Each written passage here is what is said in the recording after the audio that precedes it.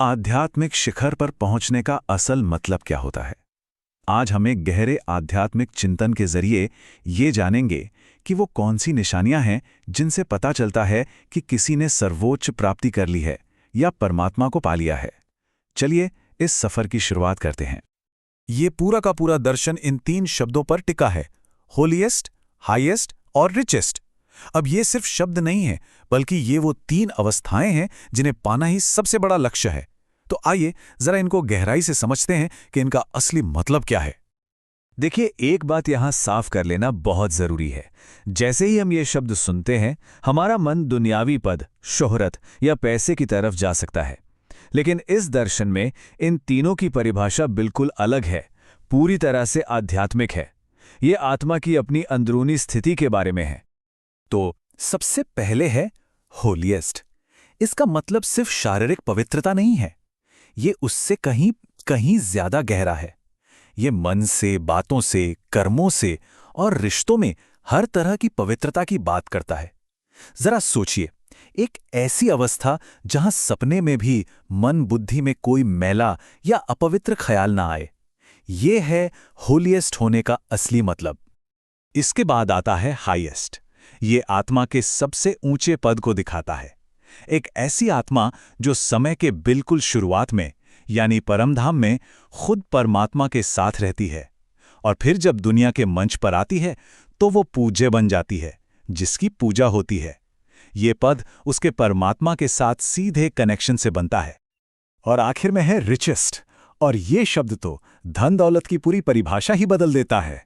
यहां बात bank balance या प्रॉपर्टी की नहीं हो रही, यहां बात हो रही है उन कभी ना खत्म होने वाले आध्यात्मिक खजानों का मालिक बनने की, जो एक जन्म नहीं बल्कि जन्म जन्मांतर तक साथ चलते हैं। एक ऐसी दौलत जिसे कोई चुरा नहीं सकता। तो सवाल ये उठता है कि ये अविनाशी खजाने आखिर हैं क्या? ऐसी कौन सी दौलत है जो एक आत्मा को पूरे समय के चक्र में सबसे ज्यादा रिचेस्ट बना सकती है? यहां 5 खास आध्यात्मिक संपत्तियों की बात की गई है। इसमें दिव्य शक्तियों का खजाना है, ज्ञान का खजाना है, गुणों का खजाना है और श्रेष्ठ संकल्पों का खजाना भी है। और एक बहुत ही अनोखा खजाना है, वर्तमान समय का खजाना। असल में यही वो संपत्तियां हैं जो हमेशा साथ रहती हैं। इन खजानों की सबसे बड़ी खूबी क्या है पता है? इनकी सिक्योरिटी। बताया गया है कि इन्हें ना कोई चोर चुरा सकता है, ना कोई राजा छीन सकता है। और सोचिए, जब किसी के पास ऐसी अचल दौलत हो तो वो अपने आप ही एक बेफिक्र बादशाह वाली स्थिति में आ जाता है। तो अब सबसे बड़ा सवाल कि इन अनमोल खजानों को जमा कैसे किया जाए। और अच्छी बात यह है कि इसके लिए कोई मुश्किल तपस्या या साधना नहीं चाहिए।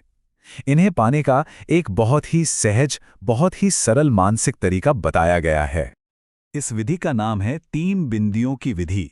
ये मन को फोकस करने के लिए एक बिंदी या फुल स्टॉप की छवि का इस्तेमाल करती है। पहली बिंदी, मैं आत्मा, एक चमकता हुआ सितारा, एक बिंदु हूं। दूसरी बिंदी, मेरा पिता परमात्मा, वो भी एक प्रकाश का बिंदु है। और तीसरी सबसे जरूरी बिंदी, जो कुछ भी हो चुका है उस पर फुल स्टॉप लगाओ। एक और बहुत ही प्रैक्टिकल टेक्निक है जो हम दिन भर इस्तेमाल कर सकते हैं। हम दिन में सबसे ज्यादा 2 शब्द बोलते हैं, मैं और मेरा। तरीका बस ये है कि इन शब्दों में एक आध्यात्मिक एहसास जोड़ दिया जाए। जब भी मन में मैं आए तो याद करें, मैं एक आत्मा हूं।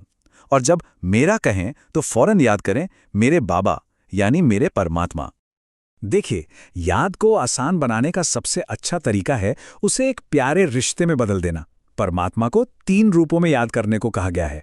पिता के रूप में, जो हमें पालते हैं, शिक्षक के रूप में, जो हमें ज्ञान देते हैं, और सद्गुरु के रूप में, जो हमें मुक्ति का रास्ता दिखाते हैं। जब रिश्ता होता है तो याद बोझ नहीं बल्कि एक ताकत बन जाती है। तो हमने लक्ष्य को समझा और उसे पाने का तरीका भी जान लिया। पर इन सबका सबसे बड़ा इनाम क्या है? अब हम इस अभ्यास के सबसे बड़े नतीजे पर आते हैं, और वो है खुशी। एक ऐसी खुशी जो बहुत गहरी और कभी ना टूटने वाली है। ये एक लाइन इस पूरे चिंतन का सार है। खुशी जैसा कोई खजाना नहीं। इसका मतलब यह है कि ज्ञान, गुण, शक्तियां, ये सब खजाने बहुत जरूरी हैं, लेकिन इन सब का जो आखिरी मकसद और नतीजा है वो है सच्ची अंदर की खुशी। इसी को सबसे बड़ी प्राप्ति माना गया है। यहां ये तर्क दिया गया है कि सच्ची खुशी अपने आप में एक पूरा पैकेज है, ये कोई अकेली चीज नहीं है। जहां असली खुशी होती है वहां अच्छा स्वास्थ्य और सच्चा आध्यात्मिक धन यानी मन की शांति अपने आप आ जाते हैं। ये तीनों एक दूसरे से जुड़े हुए हैं। और इस खजाने का एक बड़ा ही अनोखा गुण है। दुनिया की कोई भी दौलत आप बांटेंगे तो वो कम होगी, है ना? लेकिन खुशी ही एक ऐसा खजाना है जिसे आप जितना बांटते हैं वो उतना ही बढ़ता है। इसे बांटने से ये पहले हमारे पास कई गुना होकर लौटता है। तो ये है सबसे ऊंची प्राप्ति का रास्ता और उसका इनाम। लेकिन इस ज्ञान को समझने के बाद एक बहुत जरूरी सवाल सामने आता है।